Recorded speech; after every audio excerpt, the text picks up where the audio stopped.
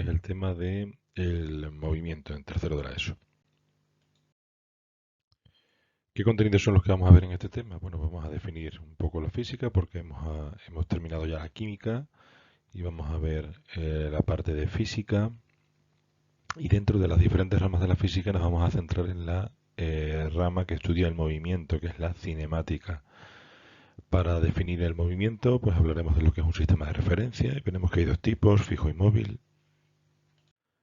Veremos otras magnitudes fundamentales del movimiento, como son la trayectoria, la posición, el desplazamiento, el espacio recorrido, la rapidez y velocidad y la aceleración. Y veremos un par de tipos de movimiento desde un estudio muy elemental.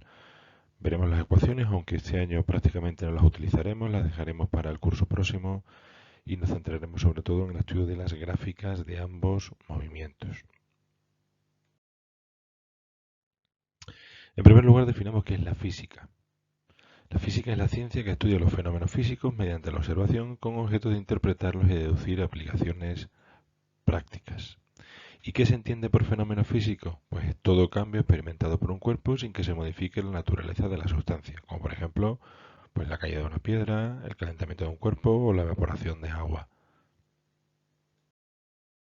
Y dentro de la física, ¿en qué nos vamos a centrar en este primer tema? Pues nos vamos a centrar en la cinemática. La cinemática es la rama de la física que se encarga del estudio del movimiento de los cuerpos sin tener en cuenta las causas que lo producen. Aquí nos vamos a ver el cómo se ha generado ese movimiento, sino vamos a ver objetos que ya están en movimiento independientemente de cómo se ha producido, o objetos que van variando, pero sin tampoco pararnos a ver por qué van variando. Eso lo veremos en el siguiente tema, en el que ya entramos en el estudio de la dinámica con las fuerzas. Ahora bien, la primera pregunta que tenemos que hacer a la hora de estudiar el movimiento es cómo saber si un cuerpo está en movimiento. Veamos la imagen que tenemos ahí abajo. En esa imagen podemos observar cómo hay una persona fuera del vagón observando el vagón y otra persona dentro del vagón en el mismo vagón en el que va una caja. Si estamos analizando si esa caja se está moviendo, pues la persona que está afuera vería que la caja se mueve porque el tren se mueve. La caja está adherida, está reposando sobre el suelo del vagón, pero como el vagón se mueve, pues la caja se mueve con la misma velocidad. Sin embargo, para la persona que está adentro, la caja no se mueve, porque la caja está a un par de metros de él. Imaginémonos que el vagón está perfectamente aislado, no se notan las vibraciones, de tal manera que si ese vagón no tiene ninguna ventana, está completamente cerrado y no se nota la vibración del movimiento, pues la persona de dentro no puede decir que se esté moviendo. Entonces, el primer paso fundamental para saber si un objeto se mueve o no se mueve es que su posición cambie con respecto a otro punto que tomamos como referencia en un intervalo de tiempo. Esa es la definición de movimiento. El movimiento es el cambio de posición con respecto a un punto de referencia en un intervalo de tiempo. Y como vemos, depende del punto de referencia que tomemos. Por eso decimos que el movimiento es relativo. Un mismo objeto puede estar moviéndose por una persona y no moviéndose para otra. Y entonces, ¿cómo son esos sistemas de referencias? Esos puntos que tomamos como referencias para ver si un objeto se mueve o no. Bueno, pues hay dos tipos de sistemas de referencia. El sistema de referencia considerado como fijo, que es aquel que se encuentra en reposo, respecto del que mediríamos movimientos absolutos, el que solemos tomar como los edificios o el suelo, y sistemas de referencia móvil, que son respecto de los que mediríamos movimientos relativos. Ahora bien, el sistema de referencia fijo sabemos que no existe, porque la Tierra, aunque parezca que está fija, o en un edificio parece que está fijo, realmente se está moviendo. Por eso un sistema de referencia fijo no existe en el universo, porque el universo está en continuo movimiento. Pero bueno, para los problemas que podemos hacer este curso, podemos considerar que tanto edificios como el suelo son sistemas de referencia fijos. Y aquí tenemos diferentes ejemplos también en la imagen. En la imagen de la izquierda vemos como esta persona, que sería el sistema de referencia fijo, el observador, que toma referencia al suelo, ve cómo esta avioneta deja caer una carga y la avioneta se está moviendo con un movimiento horizontal y la carga al caerse y tener una velocidad también hacia adelante y otra hacia abajo en la caída, pues su movimiento va a ser parabólico, ¿vale? Ese sería el movimiento parabólico.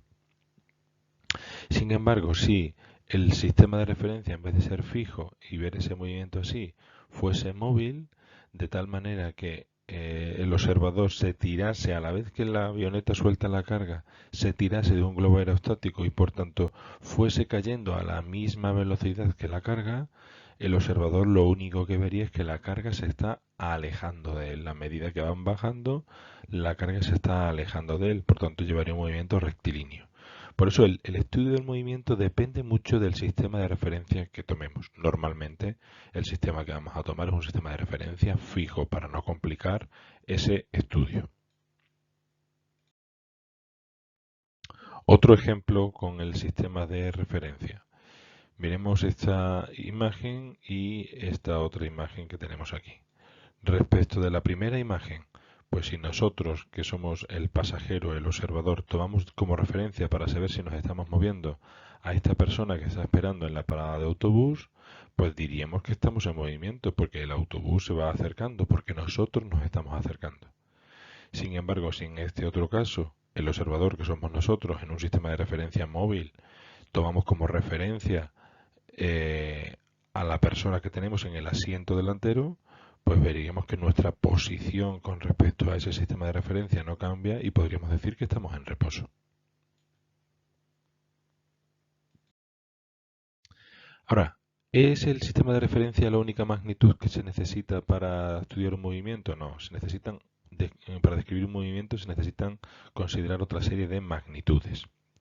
¿Cuáles son esas magnitudes? La primera de ellas es la trayectoria. La trayectoria es esta línea azul serpenteante en esta carretera de una colina, que es el camino seguido por el móvil en su trayectoria. Eso es en su movimiento, perdón. La trayectoria es el camino seguido por el móvil en su movimiento. La posición, que indica el lugar donde está el móvil respecto al origen del sistema de referencia. Es decir, aquí el coche verde pues tiene esta posición, que sería el kilómetro tal, y en otro instante la posición es este otro punto, que es el kilómetro tal. Por tanto, ha variado de posición. La trayectoria ha sido todo esto y la posición es donde se encuentra el coche verde. Esa es la posición en un instante determinado. ¿Y qué es el desplazamiento? Pues el desplazamiento es la distancia en línea recta existente entre la posición inicial y final ocupada por un objeto en movimiento en un intervalo de tiempo. Es decir, el desplazamiento sería esta flecha roja que me une en línea recta el punto inicial y el punto final en el intervalo de tiempo que he considerado. Si yo he empezado a contar el tiempo aquí y he parado el tiempo aquí, ¿cuál ha sido el desplazamiento? Pues ha pasado de aquí a aquí. Entonces ese sería su desplazamiento. Ojo, un objeto puede tener una trayectoria y por tanto haber recorrido un espacio, que sería la última magnitud, que es la longitud de la trayectoria recorrida. La longitud de la trayectoria es el espacio recorrido y puede haber recorrido un espacio, pero puede no haberse desplazado. ¿Y por qué? Porque su posición inicial y final fuese la misma. Es decir, imaginémonos que tenemos una pista circular. Si yo empiezo a contar el tiempo cuando el coche está aquí y da una vuelta completa al círculo, a la circunferencia, y para en la misma posición en la que empecé a contar el tiempo, posición inicial, esta de aquí, posición final, esta de aquí, desplazamiento, cero, porque no hay distancia entre la posición inicial y final. Ahora, ¿cuál sería su espacio recorrido? Pues toda la circunferencia que ha ido recorriendo. Bueno, pues estas cuatro magnitudes, trayectoria, que es el camino seguido por el móvil, posición, que nos indica el lugar donde se encuentra el móvil en un instante determinado, desplazamiento, que es la distancia entre la posición inicial y final en línea recta, y el espacio recorrido, que es el espacio real, son las magnitudes fundamentales necesarias para describir un movimiento. Y por último, bueno, pues eso que hemos dicho, que el desplazamiento y el espacio recorrido no tienen por qué coincidir. A veces sí coincide, a veces no. En esta imagen vemos claramente que el espacio recorrido es mucho mayor que el desplazamiento, que sería solo esta distancia. ¿Cuándo va a coincidir el desplazamiento y el espacio recorrido? Pues por ejemplo en trayectorias rectas. En trayectorias rectas en las que vamos siempre en un mismo sentido. Nos vamos alejando, pues el espacio recorrido y el desplazamiento es siempre el mismo. Lo veremos ahora. Por tanto, analicemos un poco más cada una de ellas. La posición. Bueno, pues la posición nosotros la vamos a representar con un vector. En tercero de la ESO no hemos visto todavía qué son los vectores, eso se ve en matemáticas en cuarto. Pero bueno, ya os puedo adelantar que un vector no es más que un segmento orientado, es decir, una flecha que une el sistema de referencia con la ubicación del objeto. Es decir, sería algo como eso que estamos indicando ahí. ¿Qué características tienen los vectores? Pues los vectores tienen una característica de que llevan una dirección, que es la línea por la que pasaría el vector, el trozo de segmento, que tiene un sentido que me lo indica la dirección de la flecha y que tiene un módulo. El módulo es el valor del vector, es decir, es la longitud de ese vector, la longitud de ese segmento. Ese es el módulo del vector. Este año ya os digo que no va a ser de utilidad, pero bueno, ya vamos adelantando ese concepto. Como decíamos antes, si la trayectoria fuese recta, es decir, si yo en esta carrera de 100 metros lisos considerase el sistema de referencia, pues el origen, vería que la posición tras un tiempo determinado de los corredores, pues se marcaría desde el origen, en un vector, desde el origen hasta la posición determinada del corredor. En este caso, ese sería el vector posición.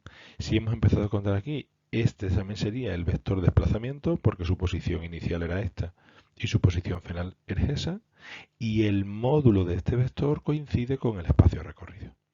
Por eso el espacio recorrido es la distancia que hay entre la posición inicial y final real, es decir, lo que ha recorrido realmente, y en este caso coincide con el desplazamiento. Cuando es un problema en línea recta, en una única dimensión. ¿Qué pasa si tenemos problemas en dos dimensiones? Bueno, pues en este caso aquí no coincide el desplazamiento y el espacio recorrido. Imaginémonos este circuito de carreras en el que el coche parte de esta posición inicial, referenciada desde aquí, desde la línea de boxes, y llega a esa posición final. Hemos llegado aquí. ¿Cuáles son sus vectores de posición inicial y final? Pues su vector de posición final sería esa y su vector de posición inicial sería aquí. El desplazamiento pues sería la distancia que hay entre esto y esto. O esta mosca que está rondando esta habitación, pues si yo en un momento determinado quiero determinar cuál es su posición, pues yo tendría que buscar un sistema de referencia que puede ser la esquina de la habitación y a partir de esa esquina de la habitación, pues tomar la distancia que la separa de las diferentes paredes y del suelo y construir el vector que me indica la posición de esa mosca. Este año solo vamos a trabajar con problemas en una única dimensión, los más sencillos. El desplazamiento, bueno, lo que decimos, en problemas lineales o unidimensionales, el vector de desplazamiento coincide con la dirección de la trayectoria y por tanto con el espacio recorrido. En el plano bidimensional, pues si partíamos de esa posición inicial y llegamos a esa posición final, esos son los dos vectores de posición, R1 y R2, su vector de desplazamiento sería el que une la posición inicial y la posición final. Ese sería su vector de desplazamiento y en este caso el vector de desplazamiento no coincide con la trayectoria y es la diferencia entre los vectores de posición. Y en la espacial o tridimensional, pues lo mismo. Si la mosca inicial estaba en esa posición y se ha desplazado a esa otra posición, pues su vector posición inicial sería este, su vector posición final sería este, y este vector negro que sería aquí sería su vector de desplazamiento, que tampoco coincide con la trayectoria.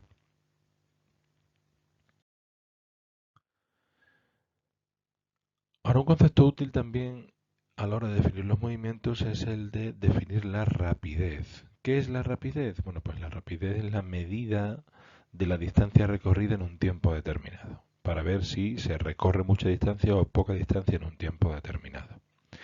La rapidez es distinta de la velocidad, porque la rapidez solo me da un valor, es decir, Imaginémonos que nosotros vamos en un coche, en nuestro coche, y en nuestro coche el cuentakilómetros nos indica, el velocímetro nos indica que vamos a 30 kilómetros por hora. ¿Eso haría que nos evite el choque con la vaca? ¿Vale? Si este es nuestro coche y nuestra cuenta kilómetro sería 30 kilómetros por hora el velocímetro, lo que indicaría 30 kilómetros, ¿nos chocaríamos con la vaca, sí o no? Pues la mayoría de vosotros, a la vista de la imagen, me diría sí. Pero lo que no sabemos es si esos 30 kilómetros por hora es en dirección a la vaca o vamos marcha atrás. Es decir, nuestro velocímetro nos puede indicar una velocidad yendo hacia adelante o yendo hacia atrás. Para saber si vamos hacia adelante o vamos hacia atrás, necesitamos información adicional, que eso me lo daría la velocidad, porque la velocidad también es un vector que me indica el sentido en el que me muevo. Sin embargo, la rapidez no me indica ese valor. La rapidez simplemente me dice cuánta distancia recorro en un tiempo determinado. Si vamos a 30 kilómetros por hora, lo que nos está diciendo es que llevamos o recorremos 30 kilómetros en una hora. Por tanto, la rapidez no es suficiente para describir un movimiento, puesto que no nos indica en qué sentido se produce este. Para ello hemos de definir la velocidad media, como el cociente entre el desplazamiento total realizado y el tiempo empleado. Es decir, la velocidad es un vector y la rapidez es un escalar. Ahora bien, este año, como no trabajamos con vectores, pues todos los problemas los vamos a hacer con rapidez. ¿Y cómo saber si vamos en un sentido o en otro? Pues añadiéndole un signo. De tal manera que si la rapidez, aunque hablaremos de velocidades indistintamente, es positiva, pues diremos que va en el sentido positivo del movimiento. Por ejemplo, pues este coche se desplazaría hacia la derecha en sentido positivo. Y si va marcha atrás o ha dado la vuelta y ha cambiado de sentido y va hacia la izquierda, pues para indicar que va hacia la izquierda le pondremos una rapidez negativa. Eso indicará el signo de la rapidez, el signo de la velocidad. Bien, veamos este ejercicio resuelto. Dice, un barco que circula con una velocidad constante de 4 km por hora pasa cerca de un acantilado donde se encuentra un pescador. En la cubierta del barco, un niño circula en una pequeña bicicleta en la misma dirección y sentido en que se mueve el barco. Su velocímetro marca 18 km por hora. Su movimiento lo observan el pescador y un pasajero del barco que se encuentra sentado dentro del barco. A la pregunta de ¿qué velocidad lleva la bicicleta?, indica la respuesta que dará cada uno de los personajes del problema. Es decir, planteemos primero la situación. Aquí tenemos el acantilado y el pescador en el acantilado que observa cómo el barco se acerca y cómo encima del barco hay un niño que se mueve en la misma dirección y sentido que el barco. Y dentro del barco estaría el segundo observador que no ve el movimiento del barco sino solo se fija en el movimiento del niño. ¿Qué diría cada uno de ellos? ¿Qué diferencia hay entre el observador que está en el barco y el pescador? Bueno, pues que el pescador sería, pongamos, un sistema de referencia fijo, mientras que el observador, si toma como referencia el barco, pues sería un sistema de referencia móvil.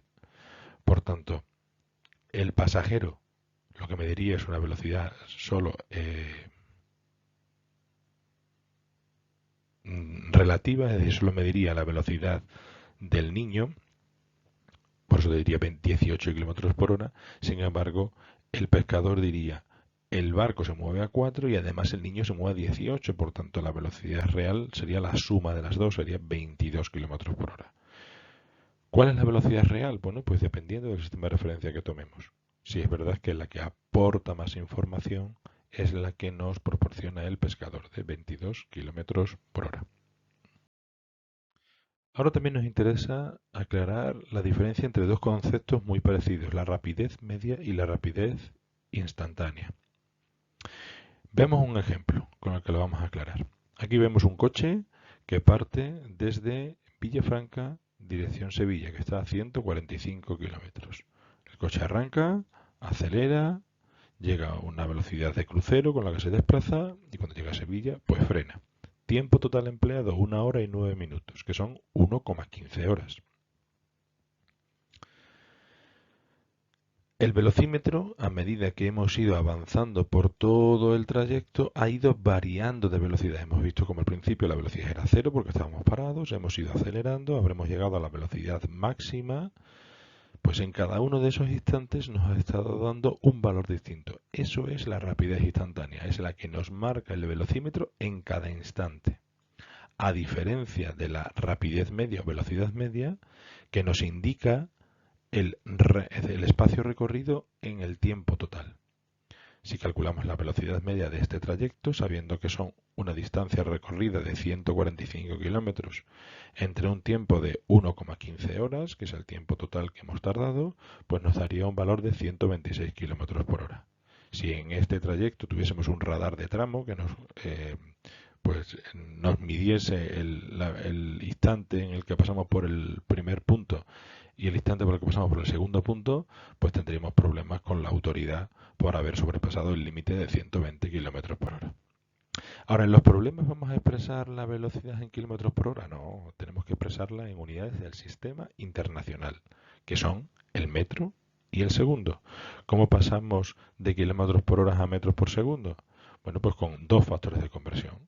Un primer factor de conversión que me pasa de kilómetros a metros, así los kilómetros y kilómetros se nos irían, kilómetros de numerador y de denominador se iría, y un segundo factor de conversión que me pasa de horas a segundos, así las horas que están dividiendo y las que multiplican se van y nos quedaría al final metros partido por segundo. Realmente la operación que hay que hacer es multiplicar por 1000 y dividir por 3600, por tanto, la operación que hay que hacer para pasar de kilómetro por hora a metros por segundo es dividir entre 3,6. Al dividir entre 3,6 tendría la velocidad expresada en metros por segundo.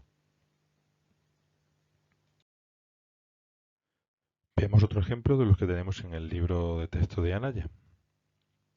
Nos dice el siguiente ejemplo resuelto. Dice, realizas un viaje de 225 kilómetros como sigue. En los primeros 100 kilómetros inviertes 1 hora y 15 minutos. Paras 15 minutos a descansar y el resto del trayecto lo recorres en hora y media. ¿Cuál es la rapidez media de cada tramo? ¿Y la del recorrido completo? Recordemos, la rapidez media, la velocidad media, se calcula dividiendo el espacio recorrido entre el tiempo empleado. De tal manera que en el tramo 1, el tramo que recorremos, que son 100 kilómetros e invertimos 1 hora. En ese caso, 1 hora y 15 minutos, perdón. 1 hora y 15 minutos son 1,25 horas, 1 hora y cuarto, ¿vale? Un cuarto, 0,25. 1,25 horas, son los 15 minutos. Que muchos ponéis aquí 1,15, no. 1 hora y 15 minutos expresados en horas son 0,25.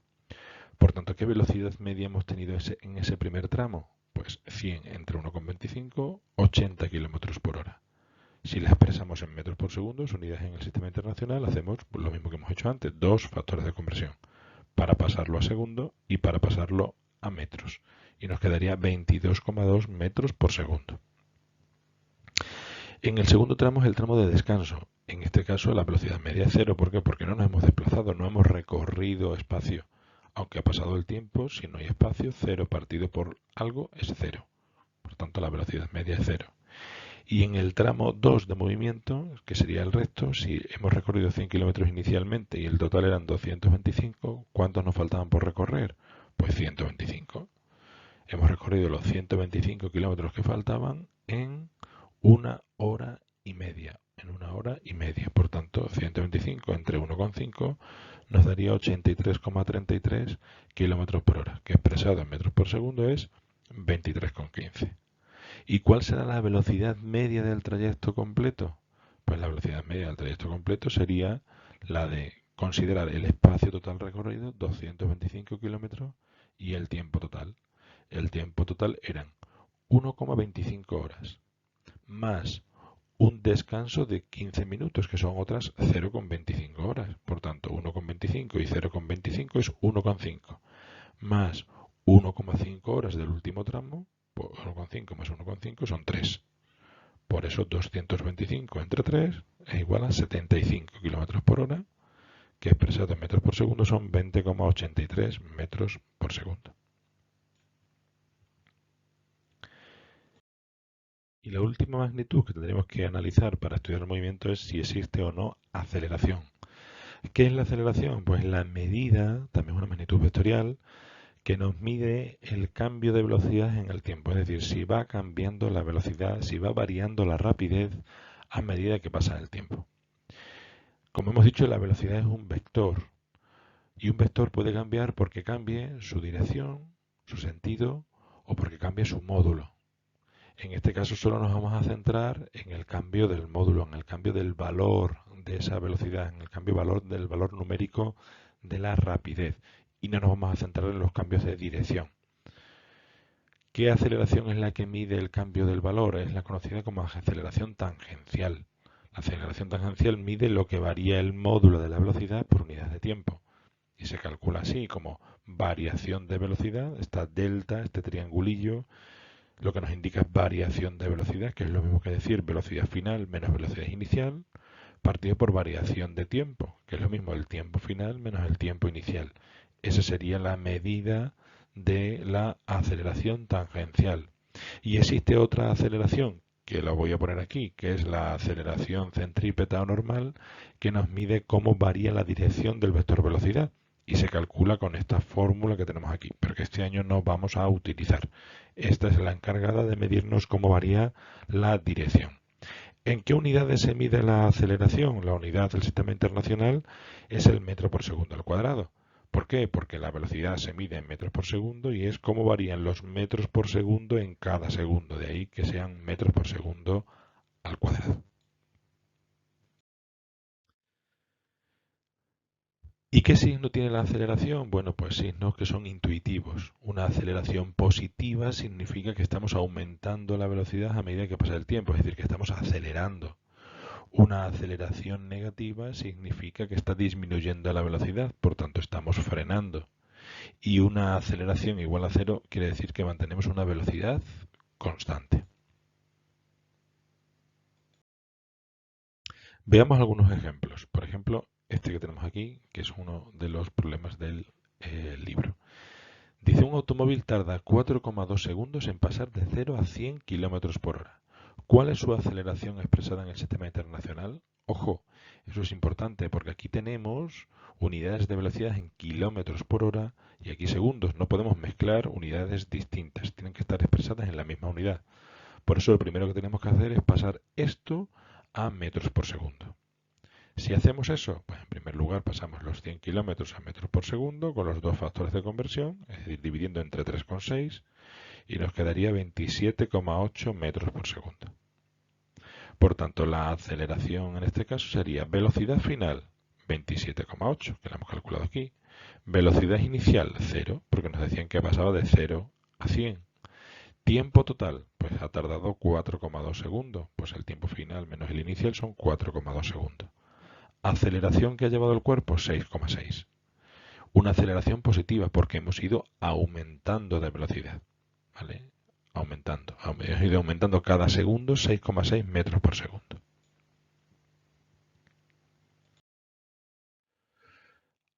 Nos decían en el ejemplo resuelto 3, dice, y con esta aceleración, ¿cuánto tarda el coche en pasar de 100 km por hora a 120? Ahora el dato que tenemos es el de que la aceleración es de 6,6. Si yo quiero pasar a 120 km por hora, primero expresarlo en metros por segundo. Lo mismo, pasamos 120 a metros por segundo, que son 33,3. Y lo que estamos diciendo aquí es que qué tiempo tardamos en pasar de 27,8, que eran los 100 km por hora, 27,8, 100, a los 33,3, que son los 120. La ecuación de aceleración es que la aceleración es velocidad final menos velocidad inicial partido por tiempo.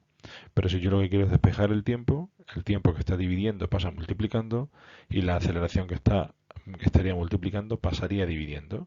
Por tanto, la ecuación quedaría así y lo que tendríamos que poner pues sería el cambio de velocidad, velocidad final menos inicial, partido por la aceleración.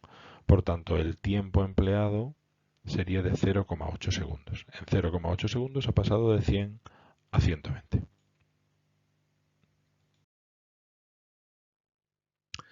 Y otro ejercicio resuelto más. Dice, una moto viaja a 90 km por hora cuando de repente encuentra un obstáculo en la carretera.